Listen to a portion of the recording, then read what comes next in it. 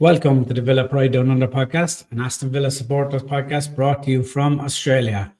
Today it's myself and Ryan. Tess couldn't make it. He has a family night there, so I'm sure he'll be back on over the weekend. But so you'll have to put up with the Irish and the Welsh brogue tonight. How are you, Ryan? I'm good, man. I'm very well. Heart stopped racing probably from the midweek game there. Bit touch and go at some points, but yeah, back to normal now. Yeah, it's that was an amazing night, wasn't it? I mean, I remember in the previous podcast that myself, you and Tess were on with Paul there, and I remember one of the viewers' questions that was sent in, or one of the listeners' questions was, if Villa ever made the Champions League, what would be your dream tie? And I remember you said Borussia Dortmund away because you'd love to go to the West Italian, and I said to you boys, my dream draw would have been Celtic, and I was just. I watched the game the other day and then I had to go to work straight away. It was 4 a.m. kickoff here for me. And I had to go straight to work after. And I wouldn't say I was crying or anything, but I was pretty emotional after the game. And I remember I was just going into work. I couldn't believe we were into the top 8 of the Champions League. And then when it dawned on me, like I can't believe that my tie that I've always wanted went and I couldn't be there, And then I was kind of elated and a bit sad too, to be honest. But it looked like an amazing night in Birmingham, and fortunately can't get it all in. I chose to go to the Villa Liverpool game last May when we could try and qualify for the Champions League. And look, I probably could have put the wedding back for another year in November and went to the Celtic game, but I don't think she would have been too impressed with that. So. I think what we've done really well though in these Champions League games as a club is the atmosphere pre-game, like the tifo, the Ozzy Osbourne tifo before, unfurling these tifos for the games. I think the club's just sort of stepped it up a notch, and it's been really good. Our first time on the big stage in the Champions League for a long, long time, and I think we've sort of acquitted ourselves quite well, on the field and sort of off the field. So it's been really good. Yeah, no, the Champions League has been kind of hit head on. I think perfectly. I think that's a mixture of probably the buzz amongst the fans. Obviously the experience of Unai Emery dealing with European competition. Villa Park looks absolutely vibrant and buzzing every Champions League game, and rightly so, because I think there's people in that crowd that you're going to have a crew of people that have never seen a European game, and then you're going to have an older generation who probably haven't seen it since 1983, but a top level European game. We'll try and do it in some kind of chronological order, but I don't think we will tonight, to be honest. I think we'll probably end up just discussing a few points because the game has obviously been seen and discussed in many pod now. So we will obviously touch off the game, but I'd rather kind of talk a bit more around the concept around the game as opposed to the stuff that just happened in the game. But I just wanted to give you a quick one there. The lineup. What did you think when you first seen it? Was it kind of as you expected, or?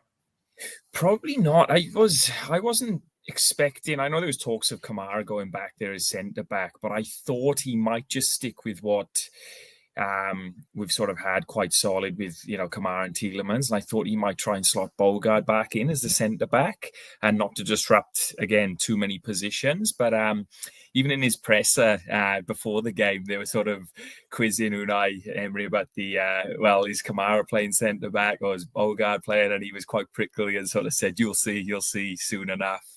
And so for me, the rest of the lineup was pretty much what I expected because with the players that have left the club, the injuries we've got, we're quite thin on the ground. But seeing Kamara slotting as centre-back was a little bit of a surprise. The bench was very youthful, obviously. We can't have Daniel Marlon on there just yet. But, other than that, I don't think there was any other surprises for me. Were you surprised Bailey started? Given his recent form and the magnitude of the game? Not really. Yeah, I just feel like with being at home, needing to win and what he can offer, I feel like that probably was the game for him. And McGinn coming back from an injury, probably a bit soon for him to start. So I kind of expected Bailey to start and then maybe McGinn to come on later on in the game. Obviously, that sort of changed early with another injury.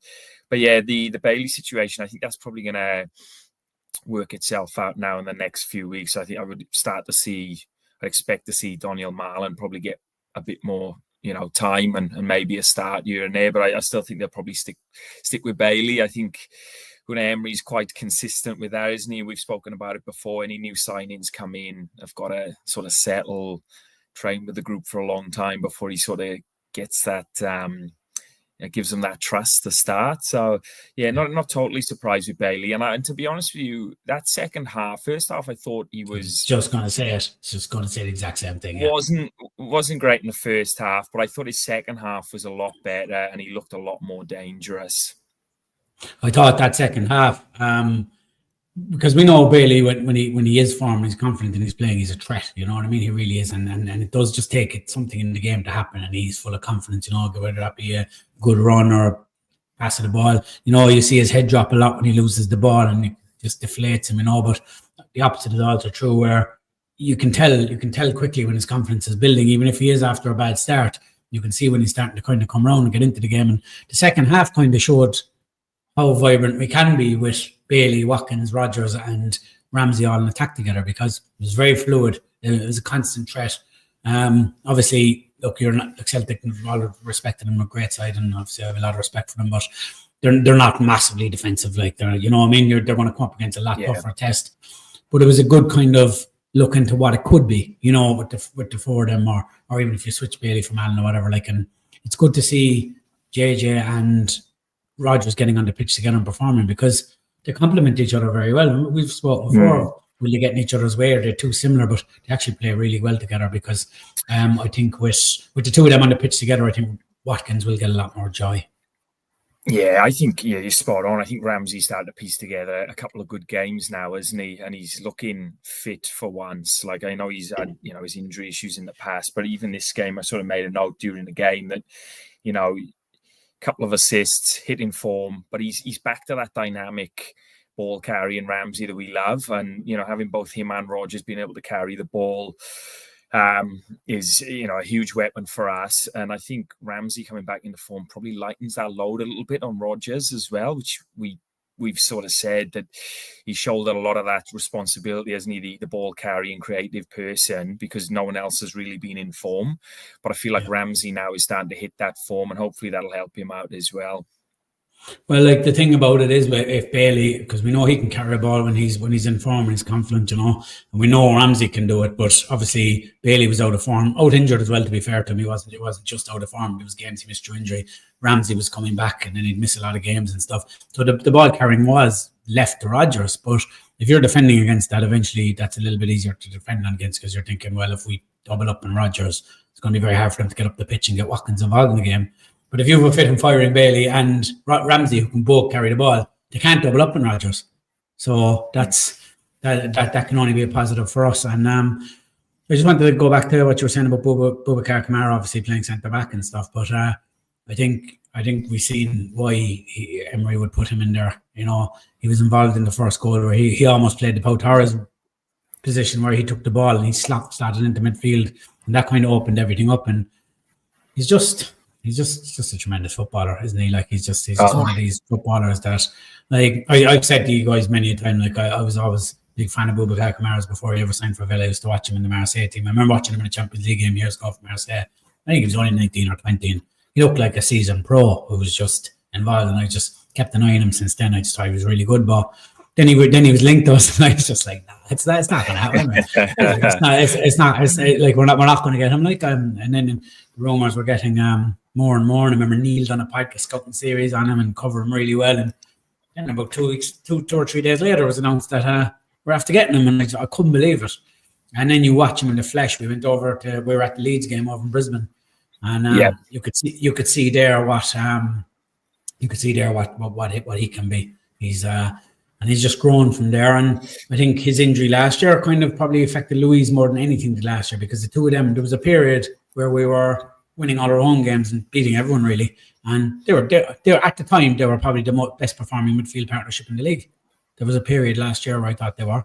And obviously they had to take Louise play a bit deeper once Kamara got injured. But he's just, and then the Powers recovery has to come back from that ACL in 6 months and then just get back to the level he was at pre-injury that quickly. It's very impressive. And then you can see him See him dropping into the right centre back position in a couple of games, filling in so many cash can get forward. Now he's filling in left centre back. The lad he can do it all.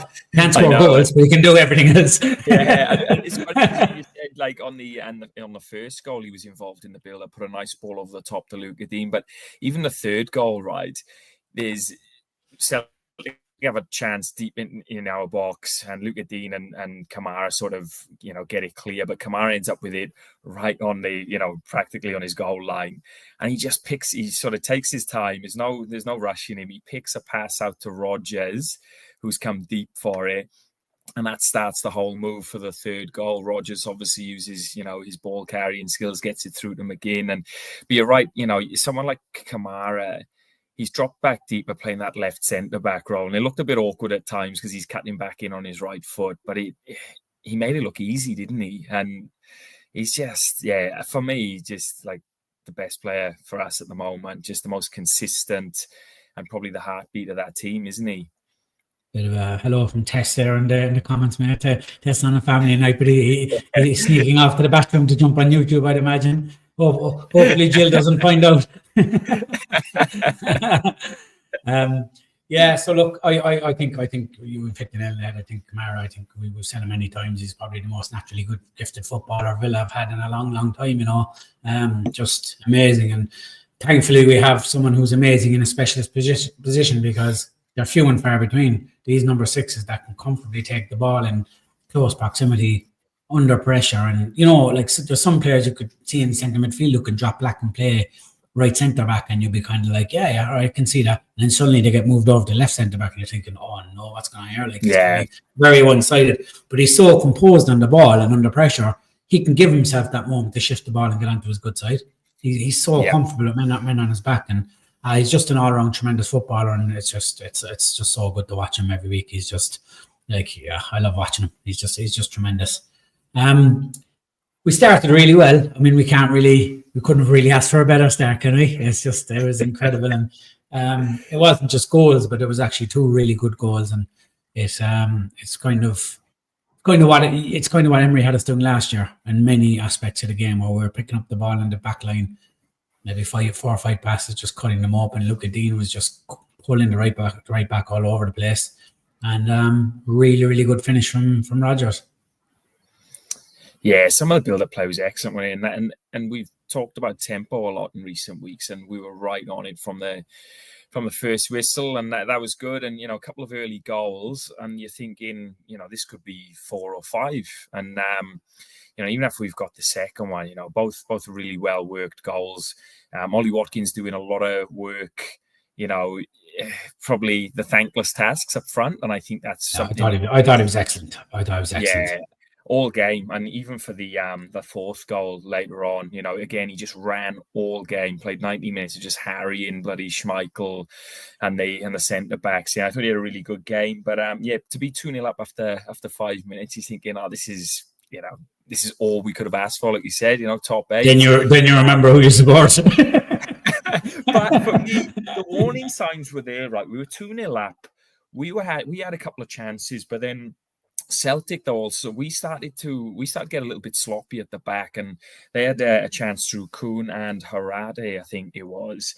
And you could just see the warning signs were there. We were giving the ball away in dangerous positions, and we were sort of wide open. And there was a couple of chances there. We could have been 2-2 before they actually scored their goals. After about, they had a chance, 10 minutes and then 25 minutes. So the warning signs were there, and that's kind of been us all season, really. We've got these patches of just unbelievable play where we look like we can destroy teams, but then we just fall asleep for a 5-10 minute period and just undo all that good work. And the warning signs were there, and like you say, Celtic did hit back, and then before you know it's 2-2 and start again, and you're thinking to yourself, well, this could be one of them nights where Villa just fold. But and for me, I was, just jumping to the Celtic goals, I think defensively I've sort of gone through the goals again, and the first one, we were just talking about how good Leon Bailey was second half, but that first goal, he falls asleep and lets the left back Taylor through,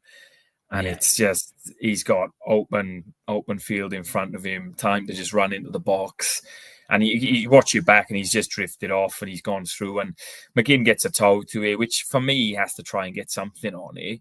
And then it's good finish by that Ida. But yeah, and defensively, the second one, I feel Konza sort of falls asleep and his ball watching. He sort of drifts away from Adam Ida. McGinn is miles out of opposition too for that second goal. He's miles over. He just gets caught in no man's land with their attack. I'll give Celtic one thing. When they did sniff blood, they went for it, didn't they? They weren't afraid to attack us, you know. If we made a mistake, they went to it. I was very impressed with some of their midfielders, quite young guys, that Harate and Engels and these guys, and Kuna wide, but they're very, very good footballers, very talented bunch, and well coached as well. Brendan Rodgers is a good coach, you know what I mean? They're well coached, you know what I mean? Yeah, and you have to give him credit where it's credit due, and he's obviously done his homework on Villa, and he was like, right, we're going to press. Let's not press too much. Let them make mistakes, and we'll capitalize on it. And they did it. They were a threat. Perfect plan, and we, like you said, we made the mistakes, and even for that second one, I think we gave the ball away, and then we're all out of shape. Like you say, McGinn's out of position, Konza's out of position, and back to 2-2. So yeah, just the two sides of Villa in one half there, wasn't it? Yeah, there's two kind of prevalent moments in the build-up to them goals that I want to just kind of touch off. First of all, I'm not going to say them because enough people have said them, but because had it went in, we'd be calling one of the greatest finishes in the Champions League group stage. McGinn had a brilliant, Watkins had a brilliant chance to make it 3-0. Yeah. Genuinely, I think if that goes in, Celtic are gone. I think that's 3-0 is it's a long way back. Even against Villa, it's a long way back. I watched that chance back again, and Kasper Schmeichel's a big man. And he just dinks the ball between the centre back and Kasper Schmeichel, and it takes a little deflection off the hip as well. But I was like, oh, what a chance! You have to score that. But now I'm looking back, and it was actually clever. It was clever what he tried, because you had Schmeichel falling one way, and he's a big man. He spreads himself. Look, he should score. There's no doubt about that. But if that goes in, everyone's saying, what a finish. That's striker's finish, the way he dinked the ball. But if that gone in, I think that would have been a massive difference in the scoreline and the overall finish of the game. The second thing is obviously Matty Cash. Now, Matty Cash was giving their left back a lot of trouble. He couldn't get up the field as much as he did after Matty Cash went off. Obviously, Bogard and Matty Cash are very, very different playing in the right back situation, McGinn comes on for Matty Cash. First of all, I'm going to ask you, what did you think of that change at that moment? Did you think it was the right moment? No, and I sort of messaged, I was in the group chat because, watching the game. I was thinking same thing. I thought the like-for-like swap would have been for me, Nedeljkovic coming on for Cash, because we were having a lot of joy down that right-hand side. And I just thought, similar style as well. Similar style. Fast, can get forward, and he's looked all right, Nedeljkovic. We haven't seen a lot of him, but that's his main threat, isn't it? Going forward, his pace. And I just thought, again, we talk about disturbing two positions in one goal, and I just feel like we just lost all our rhythm again, didn't we? That sub moving two people around. So McGinn comes on, Bogard goes to right back. We've lost Cash. We just look all over the place for 5-10 minutes. So for me, I would have gone for Nedeljkovic myself, just to try and keep the pressure on the Celtic left back and pin him back there. I kind of feel if it was 0-0 or 1-0, that's the change he would have made. Having said that, I don't think he's ever shown anything that he has too much faith in Nedeljkovic. He's played him every now and again, but I think had that injury happened at 0-0 or 1-0 or 1-0, sorry, just with what was on the line on the night, I think he might have made that change. But the fact, Emery, he likes to keep what he has sometimes too. And the fact that we were 2-0 up, I think he probably just went for the safe bet and put Bogard out right back. Look, hindsight is obviously a wonderful thing, and it's easy to look back now and say it was a mistake, but it kind of was a mistake when Emery's homework. Like if I know it, then Emery obviously knows it. That the left full at Celtic, he likes to get forward, but he couldn't get forward with Cash there because Cash was playing so high up the pitch. And as soon as he took that away and gave Bogard, it gave Celtic the chance to push the full back up further. And I think that's kind of give them a foot in the game. But the other thing that gave him a foot in the game is, and I understand how it can happen, and obviously McGinn would have thought for a long time he was going to miss this game, and he must have been gutted over that. This is a game he would have been counting on for a long time, and then the hamstring injury came, and he probably I think he came on the pitch too fired up. He was all over the shop for the last few minutes. Like he was no help to anybody. Like if he came on and kind of calmed it down in the middle, I might have given Bogart a bit of a chance to settle into the game. But McGinn just wanted impact. He wanted to be involved. He was running out of position, and he was letting Tillymans with 2 men all the time. And we were getting overrun. And I'm not just solely blaming McGinn, because obviously he's coming on with adrenaline, and there's times you'd want him to come on and pump like that when it's 0-all or, but at 2-0, you didn't really need him rushing on and just. But I understand that. It's easy for me to say, but this is like his childhood team and his current team that he's captain in the Champions League. But I think he can. I think he'll watch that back and analyse that with Emery, and I think that he'll realise like that he was all over the place. But credit to him, he was a totally different player in the second half, and he was probably the difference. To get us back into it and calm us down, and him and Tillymans kind of took over. But maybe there was too much pressure on Bogart too early, because he had to sit a bit deeper. Then the fullback started pushing up. He wasn't getting too much help from the midfield.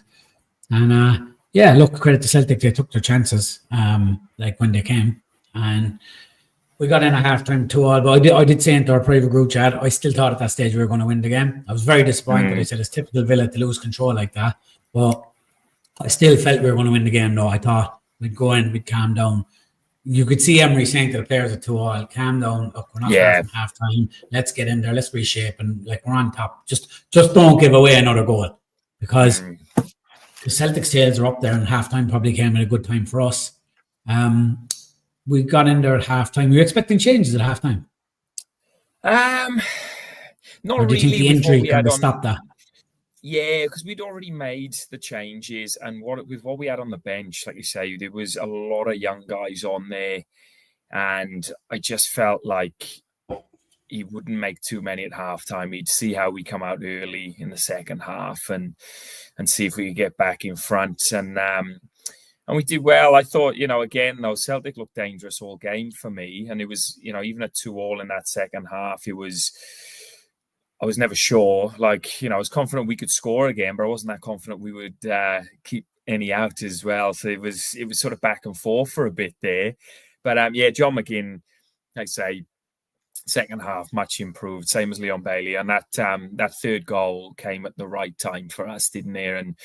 And it looked like for all it was worth, John McGinn had sort of overrun the ball and was going to lose it, but he used his he done so well to retain that ball, man. I thought his trademark. He got his ass in there and sort of won the ball, and that pass to release Ramsey then, and it just opens up the play, doesn't it? And like you say, I like seeing Ramsey that far forward, and once he picks the ball, we know he's not a selfish player, Ramsey, and he just usually squares the ball and picks the right decision. And but that was the goal. That goal at that time, I feel, was just massive. I felt like you could feel the relief in the stadium, because it was back and forth. Like, if Celtic get one now, the tension will be too much and we'll probably fold. But if we get the next one, you could just feel everyone relax a bit. And it came at the right time.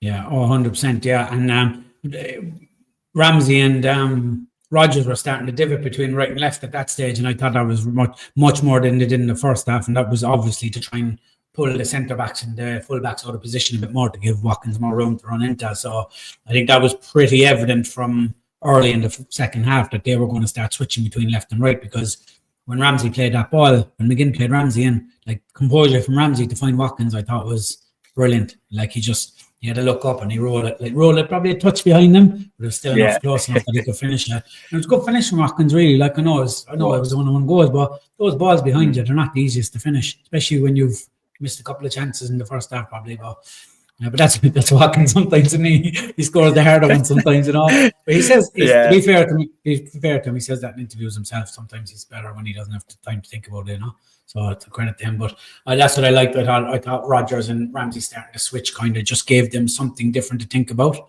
Ian Maatsen then obviously came on around the 72nd minute. Now, I can't remember, did Maatsen come on before or after the penalty? Maybe after. Good question. I thought he was after the penalty, but maybe let us know in the comments if anyone knows. Did Maatsen come on before or after the penalty? So you may as well talk about the penalty. I didn't really want to. Yes. I'll let you talk about it. But the one thing I will say, tails were up at that stage and we were on fire. We were just going at them, and I think if that penalty had went in, I think again we could have racked up another 3 or 4 after, but it wasn't to be. So what was your take on it? Well, for me, there was the minute before Watkins has a chance again, and Schmeichel saves one, and I thought to Oh myself, yeah, should he be burying that? But Schmeichel gets an arm to it. It's a it's a brilliant strong hand, save. isn't it? Yeah. Yeah, it's a brilliant save, and that's only a minute before the penalty. So then we've obviously missed that chance. Then the penalty, you're thinking to yourself, look, I'll be honest, I'm never 100% confident with Watkins on penalties. I feel Oh man, like, no. I don't think he you know, is. No, no, but he it feels he doesn't. should be taking them as a striker. Nah, he doesn't look confident, does he? And he's missed a couple. And when he slipped and sort of sent one over, I'm thinking to myself, Oh, I is felt this terrible for the man. yeah, is this, is this the, it's, the slip's the slip, and what can you do? But you just feel for him because he's worked so hard all game. He's got his goal. Yeah. He probably should have got another just before then. That would have been his hat trick, and yeah, unfortunate, but yeah, there was photos on Twitter earlier of like a tent with some lighting over the penalty spots and in the box at Villa Park. So it's like trying to dry the ground out or to sort of firm the ground up. So he's obviously had a word with the groundsman after it. So yeah, did you see his dad? See his Instagram post? Did you? It was like another special night at Villa Park. The groundsman's going to be sacked. So we can laugh now, but I know, but even before the game, we I sort of felt missed that. this. That the Arsenal bid had come in, and that had obviously been made public. So there's a lot of talk about Watkins pre-game, and then obviously there's a lot of eyes on him then, and yeah, to miss that pair, I felt for him. I felt bad. He deserved a couple more goals for me. He did, but he kept working after that, and he actually had another good chance after that as well when there was a bit of a middling in the box, and Konza went over, and Konza kind of hooked the ball out of him. It was a great effort actually, and Kasper Schmeichel got the right foot to it again. It was a serious save. Like, do you remember that one? No, Konza hooked in. It was a full box, and Watkins actually took a while. He done well to get the shot away first time, but it was another great save by Kasper Schmeichel. And look, people will argue and they're right. Look, Watkins probably should have had a few more goals, but you have to give Kasper Schmeichel some credit for some of them saves because some of them are incredible as well. And sometimes we forget to kind of say that too, how good a keeper saves are. Like, unless it's Martinez, we'll love to say that all the time. Look, we obviously the game has been covered and stuff, and we know we went 4-2, and it's just amazing. Then, like to see Atlanta, I see so many people saying, "Oh, we with favors from other teams, blah blah." There's no favor from other teams. Everybody plays 8 games. Everybody has the same amount of games.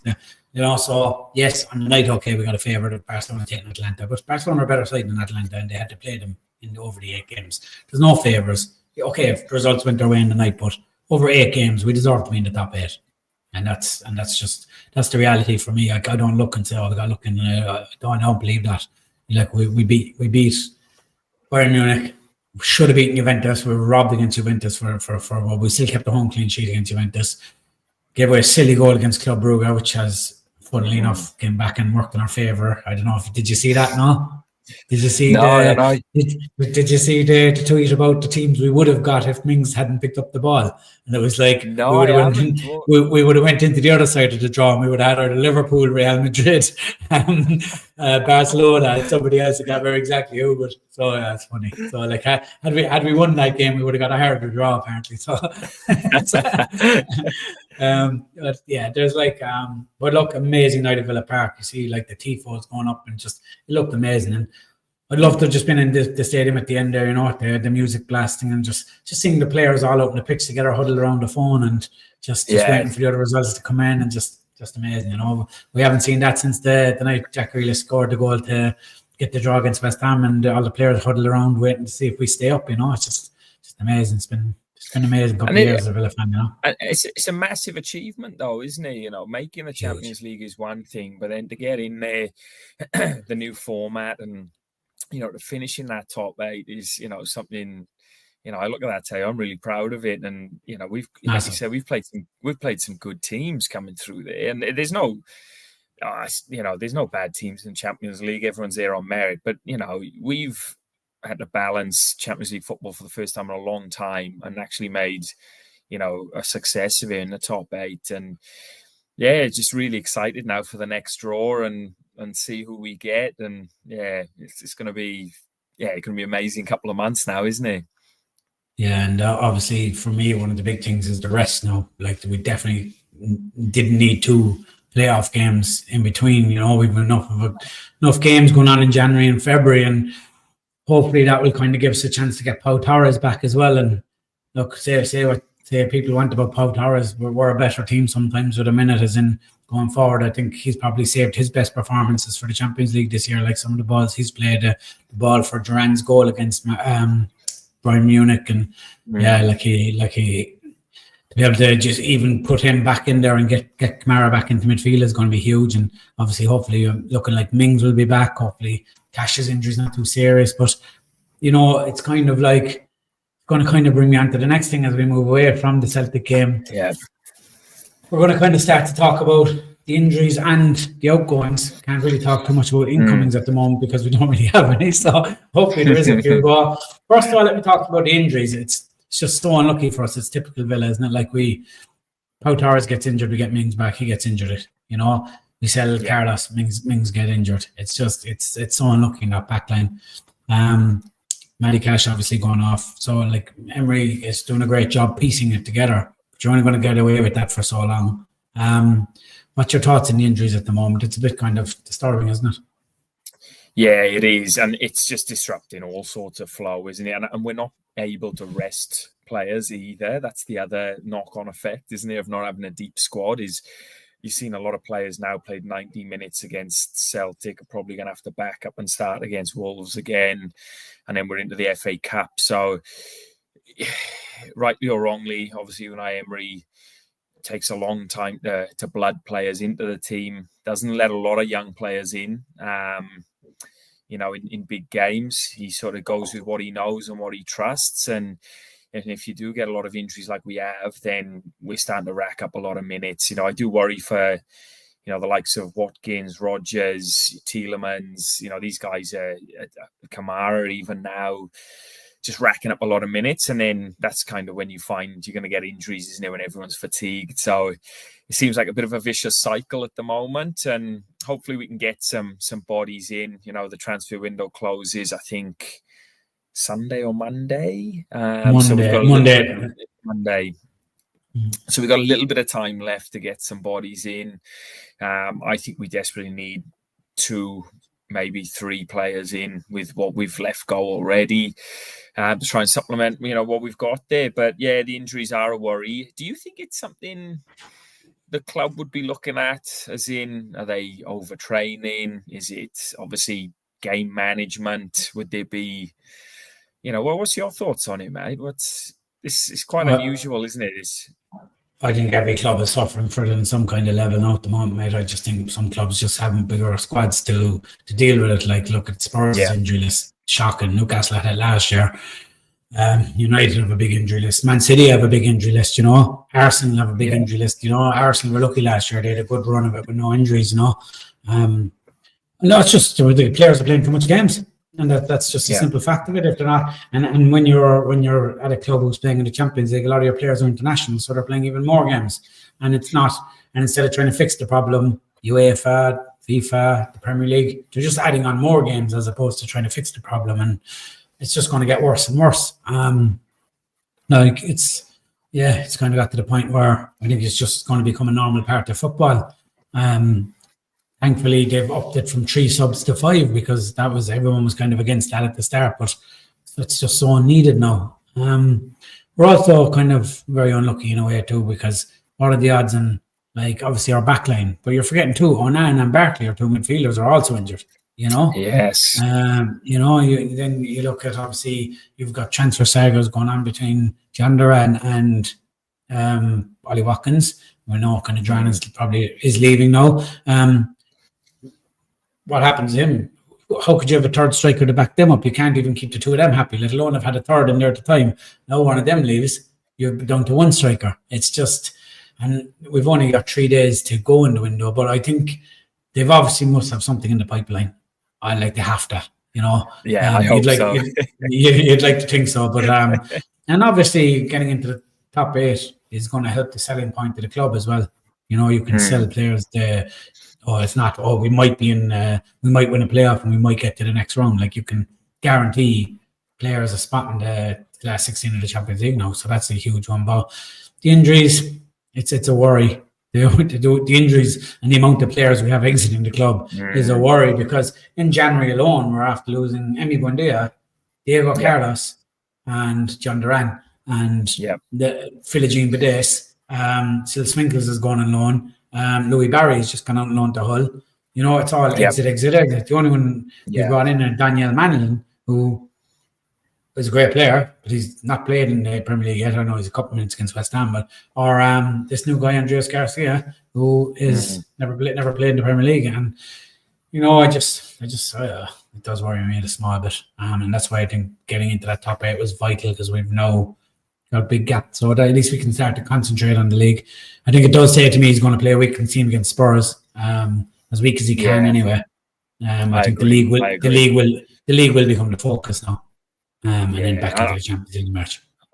I think his hand's being forced a bit now, isn't it, with the injuries and workload. I don't think they can, fight on all fronts really.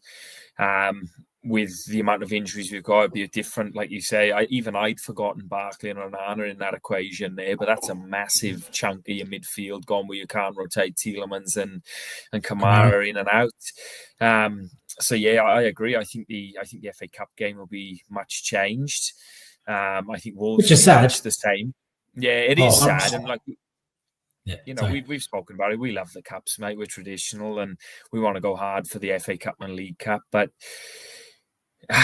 money in football, is probably the main talking point, isn't it, these days? And finishing high up in the league and getting back into Europe and into these competitions is what you have to do now. And as sad as that is, and takes away from the caps, but that's modern football, I'm afraid, isn't it?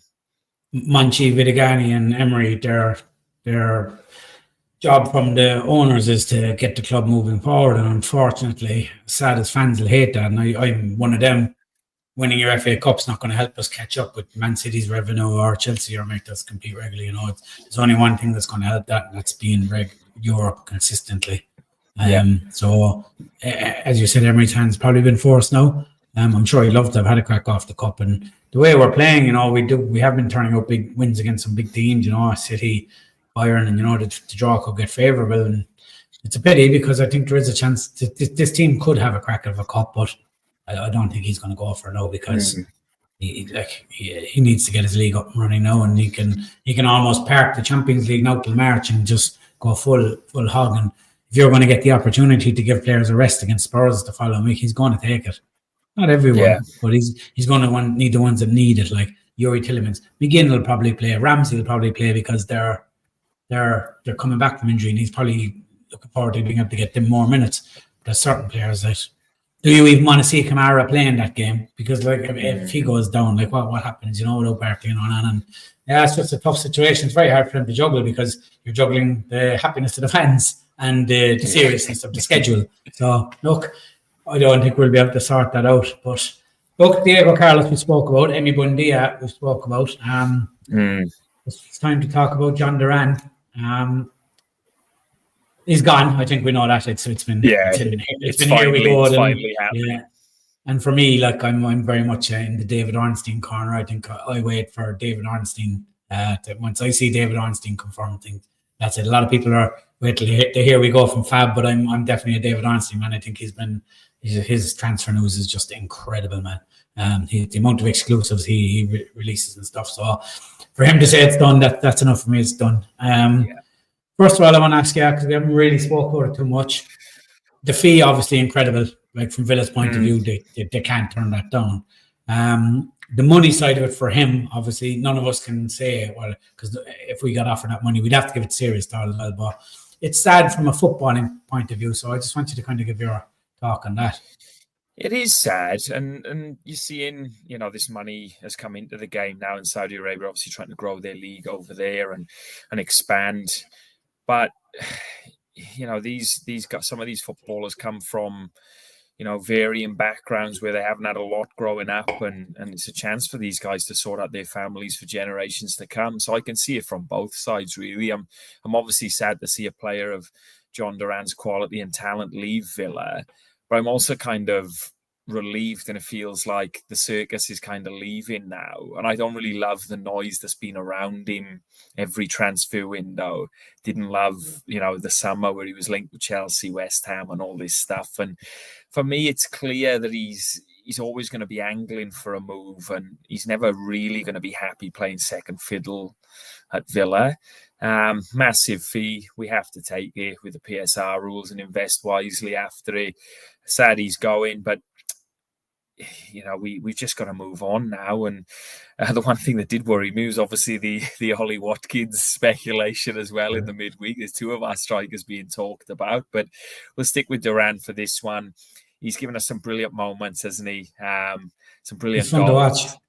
Yeah, and I'll keep watching him, and I'll always be a fan just because I love maverick players like that who just come on and can just do something out of nothing. But I totally understand it. I know the fan base seems to be quite split down the middle on this one. But for me, if a player doesn't want to be at the club, then I'm happy to see him go, as long as the club's sort of looked after financially, and that's kind of how I see it with Duran at the moment. We will be a little bit short with Watkins up front, but I think then you've got the options of Rodgers, Doniel Marlin, and sort of looking at those guys. And obviously, I think we'll be busy in the window the next couple of days.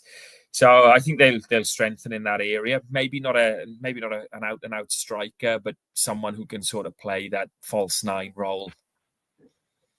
Yeah. I mean, it's definitely sad because, like, it came out today now, like, after spending 77 million on Duran or whatever, now they're gone on Al Nassr after offering 65 million for Mitoma from Brighton, with the bid expected to go up, be up. And, like, it's not, like, obviously it's good for clubs that want to sell because you're getting big money, but it's going to make an impossible transfer market in Europe eventually, because, like, teams are going to be like, well, why would I sell him to the neighbours down the road when I can just hang on and get another extra 20 million from Saudi Arabia, and they're not going to be a threat to us, which is grand, but that's going to inflate the market all around Europe because every team's going to be holding out for their players for Saudi bids, you know what I mean? And and like, where does it kind of circulate, like, because how long before these players start filtering themselves back to Newcastle and Chelsea and with their Saudi links eventually? And for me, John Duran, like, he's too young to go to Saudi Arabia. He's too good. Of course, again, that's just purely from a footballing thing, because if someone offered me $1 million a week to go over there and in construction in Saudi Arabia there for a couple of years, I'd be gone, right, no bother. See you later, Australia. I'll be back, because I'll be saying to the missus as well, look, I'll go over there for a year to work set up. I'll be back. I'll come back and work again. So it's I never hammer him about the money. Because you can't understand it until that contract is put in front of you, But purely, what I do think though is his talent is going to go to waste, because he is that gifted, and he could have ended up at some of the biggest clubs in Europe on massive money anyway. And it's a shame because he is that good, and I think he had the perfect manager for the time of his life. He gave Emery headaches, but Emery stuck by him and didn't want to let him go. And, like, we forget too, like, until his red card against Newcastle, he had become Villa's first choice striker for 3 or 4 games on the trot, and he was doing well and he was scoring goals, and obviously the red card came and it wasn't his fault. But as you hit the nail on the head there, it simply comes down to, Emery probably feels the same. You just can't have this every January, every August, It's not too it's too disruptive, and I just feel like that noise around the club and the talk, and I just, for me, that circus is just too much. And, as a club, we just want to be focusing on other things really on the field. And I feel for Unai Emery, I feel like his interviews, I don't know if you've noticed it as well, his interviews in the last couple of weeks, he seems to be quite spiky. He's getting spiky, isn't he? Like, he's sick of it, the one for me that really got to him, I think, was that I noticed where he was gone spiky, is because after the game, they asked him about Duran and Watkins, and then they came around to Kamara's performance at centre back, and he turned around, we know how good he is, blah blah blah, and then he turned around to the media and goes, but you guys will probably try and sell him in a couple of weeks. Yeah, I know Something along those lines. Yeah. Yeah, and it's not like him. It's very No. unusual. I've noticed the last couple of weeks, he's been quite a few that he's been quite spiky. So I'm wondering what's going on in the background. Obviously, there's probably a lot of pressure with the way we have been playing. Obviously, we haven't been great, but then all this noise from players leaving and stuff as well. Yeah, obviously not sitting well with him, and I've noticed it's just not him. He's usually quite calm and collected, isn't he? And when you see him start to get flustered, I'm thinking, is there anything else going on we should know about? Or... He's been big. He's been big on, I'm not going to sign players unless they improve what I have. So maybe they're just hitting a few walls, and he didn't really mind because he had Duran, he had Carlos, he had cover. With them kind of going, and maybe he's not fine. Maybe he's just not getting the feedback he wants from the players he thinks can come in and impact, and maybe just frustration might be just getting better of him with the whole BSR thing. But it kind of brings me around to my next point, and it's not something I want to end on, so we will move to Wolves because we need to end on positive note. But for me, we talked about it a little bit in the group chat earlier, but I'd like to kind of discuss it here, and I'd like to kind of hear what people's thoughts in the comments are on this as well. You were asking me in the group chat earlier what I thought about Duran leaving, and I said, look, it's massive money. We spoke about that, and I said, the club have to take it. They just have to take it. But if we're coming into June now, where Boubacar Kamara's contract is coming into his last year, the club are no doubt in my mind, obviously, as we said to the group, no doubt in my mind, they're going to offer him a new contract. Is he going to sign it though, or is there going to be a release clause? Because for me, Emery's kept his cool the whole way through all this PSR crap, and he's never complained about it. He's just got on with it. But I genuinely believe that if Kamara ended up leaving, whether it go to a Man City or PSG, and they're the team, he's good enough to play for any one of those teams. And I believe that could be the straw that breaks the camel's back. That could be what pushed him over the edge, because his belief in how Villa should play, Kamara epitomizes every bit of that. Being able to control games, being versatile, being tactically adept, being good under pressure, can start transitions, can help the centre back. He's the out and out Emery player. It's like Roger was with Pep Guardiola's teams. They just epitomised everything. Everything goes through. The whole structure is built around that player's best attributes. And I do think if we were to lose him, I think that and not be able to get an adequate replace, I think that would not sit very well with Emery, to be honest. And that's kind of what I was getting at with the spiky interviews. I'm kind of getting that vibe as well, that I feel like it's becoming a bit of a battle for him. So it will be interesting now. This, I think obviously having to sell Douglas Luiz and Diaby in the summer was probably a massive knock for him as well. Like, as loved Douglas Luiz. He played a lot of minutes for Emery. He was a very good player. Diaby was bought in under Emery. It's how many more knocks can you take? Where you're trying to build a team, you're trying to bust into the top four all the time, but then as soon as you get into Champions League, you're having to sell your two best players, and then you're sort of back to square one. And then obviously we're building again, having to sell Duran. And like you're saying, I can just feel something in the background with Emery at the moment. I can just feel you can just sense it with him. And I agree with you. If something happens with Kamara, you could just see him going, well, my hands are tied here. I can't do too much with this. Yeah. So that's going to be one to watch. You'd like to think we're bare minimum going to get him signed to a contract with a big release clause. I think one thing we've been good at that, even with Duran and stuff. We've been good at getting him tied down, and even Buendia getting Buendia a contract before we shipped him off on loan, or he left on loan, I should say, really. But the club has been very good at when they protecting value of players and getting those guys signed up. So I'm even with the likes of you look at Louis Barry now, slightly different, but he's gone on loan, but contract extension. They're sort of quite smart in those and quite strategic in those areas. And even with the Jaden Philogene stuff in the summer just gone, obviously they'd sold him with an option to buy back first. And so I'd like to think that we're on the front foot there. And even if we do lose Kamara, it would be for massive money, because as you said, he is more than capable of playing for any of those top clubs. And I have no doubt that those top clubs will come sniffing, because he's an unbelievable player. Yeah, and I just don't think Emery, Like you look at we didn't sign the Abbey with the intention of selling him a year later. That would it obviously wasn't in the plan. Like, but you ever watched that Talk Sport interview with Damon Villigani and Monchi? And Villigani was basically saying, well, we had to sell Louise for the Premier League and we had to sell Diaby for UEFA, and he was saying we've no problem with the PSR rules, but why would the Premier League bring in rules that are different to UEFA? They're governing body. Like, why aren't these rules aligning? Like, it's a very good point. So I think the UEFA PSR rules might have even caught him off guard a little bit, and then they just knew there was money on the table for Diaby. But there's no way they bought him with the intention of selling a year later. Like, no way. They don't, and they've done well with it. And that's obviously where Philogene coming back in, and that's Emery's relying on Emery's coaching, thinking, look, we can lose Diaby, we'll bring Philogene in. We have Bailey there already. You know, Louise, we have Yuri Tillemans, we've got him on a free, we have Diaby, we can go in and buy Ross Barkley for 5 million. You know, there was little pieces everywhere where they could try and work around, and Emery's coaching ability will get us over the line. I just don't feel with Kamara there's a piece where you can just say, right, he can replace him, because I know we've had to do it with his injuries, and that's fine, but it's different when someone's injured, because you can keep your structure, you can keep everything, because that player is coming back. Now, I'm not saying we're a one-man team, but like, if you watch the makeup of that team, it's built around all his capabilities, you know. And I'd be very sad to leave him. We're not trying to sell him here on the podcast or anything, but we're just discussing what we've seen in Emery's body language over the last couple of weeks, you know. And, hopefully. But look, on the positive note, the club has had its biggest spike in revenue in 30 years or something. So that's massive.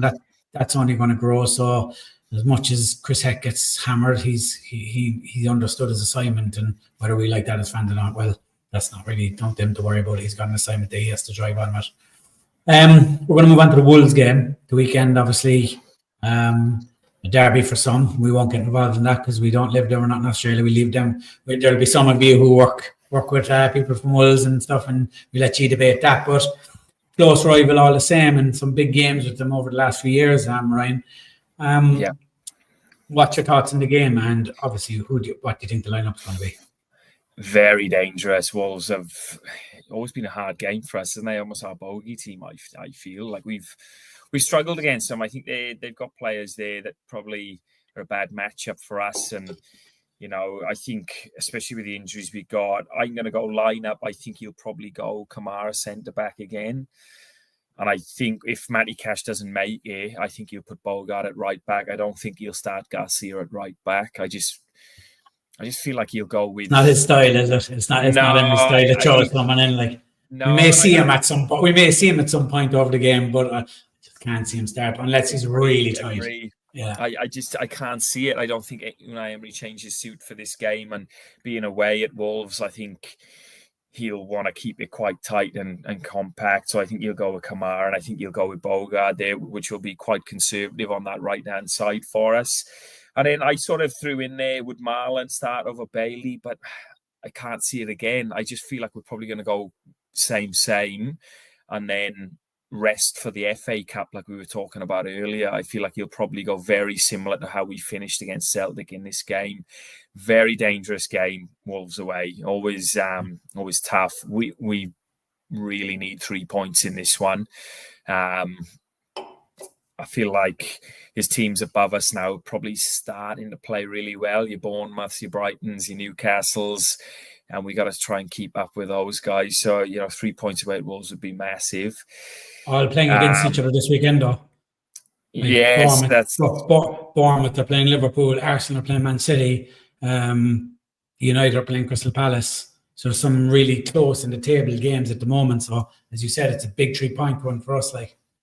Yeah. What about you, mate? What do you think lineup wise? What's he going to go with? I think same as yourself. I'm hoping just the fact that Emery talked about how close he was for the Champions League game. I'm kind of hoping Mings will be back, to be honest. I think maybe he wasn't risked because of the Champions League. No, I could be wrong, but I think just the way Emery was talking post game, not after the game, but before the game, and how close Mings was and how bad it's not really as bad as they feared. And so I think there's a chance he'll play, and I think if he's available, he'll play. So I'm going to hope that Kamara's back in the midfield. There won't be too many changes, I'd say, depending on how Mings is. I would say Mings will probably start. If he does, I do think Bogart will play right back. If Cash is out injured, obviously. Kamara and Tielemans, or maybe even Kamara and McGinn. But I think McGinn may start on the bench again, to be honest. I think he might be. We might see him start against Spurs in the cup. I think the front four will be the same. I think it'll be Watkins, JJ, Rogers, and Bailey. I think that would be the start again, because I think we will see Garcia and Malin at some point, but later on. But I'd expect to see the two of them start against Spurs the week after. I think that's where they're going to get their start. I think it'll be much the same, barring Mings and Kamara. If Mings is injured, it'll be the exact same. If he's not, I think Kamara will be back into midfield.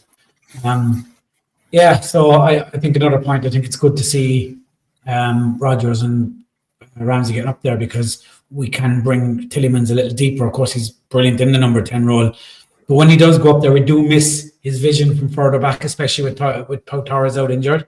So sometimes he is a big help, like playing the ball from a little bit deeper for us. So especially when he has Kamara next to him to sit, he can kind of get a bit of freedom and get involved in the attacks as well. So, but a huge game, and our results after Champions League games this season hasn't been excellent. But I kind of feel a lot of them was managing minutes and managing heavy legs. So hopefully he kind of can release the shackles a little bit, knowing that you have a break the week after in the FA Cup. We won't see it as a break as fans, but he might see it as a break for some of the players, you know what I mean?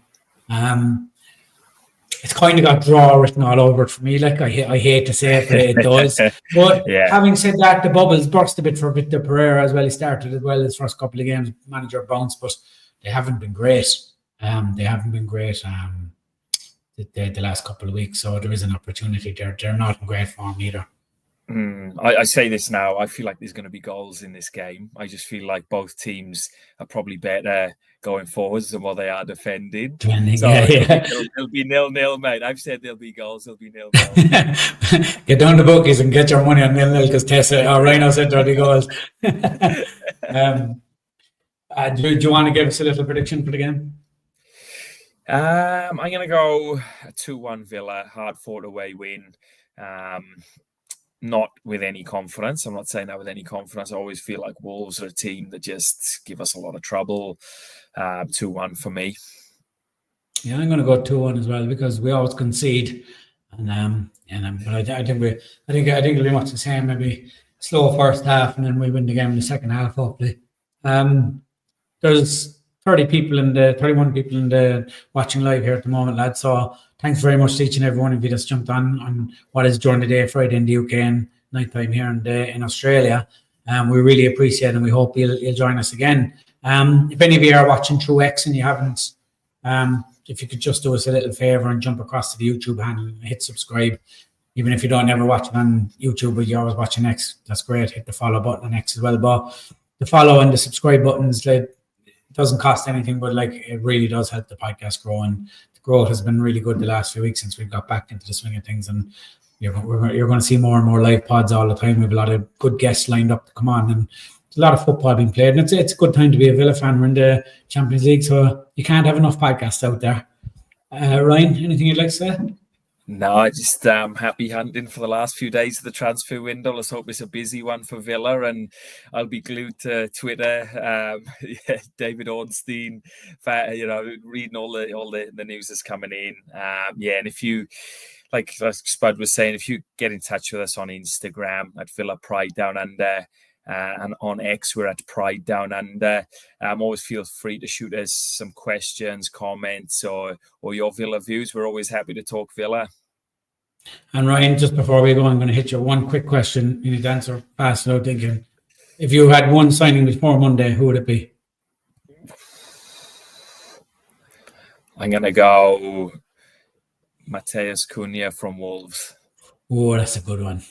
Yeah, I like that. What about you, mate? One signing.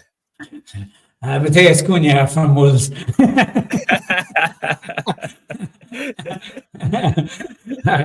Up the Villa. Up the Villa.